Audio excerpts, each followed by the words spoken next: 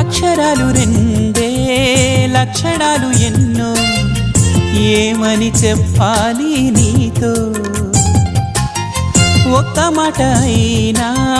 తక్కువేమి కాదే ప్రేమకు సాటేది లేదే రైలు బండి కూతే సన్నాయి పాట కాగా రెండు మనసులొకటయ్యేనా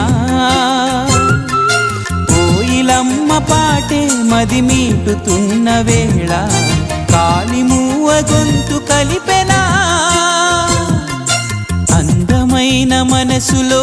ఇంత అలజడెందుకో ఎందుకో ఎందుకో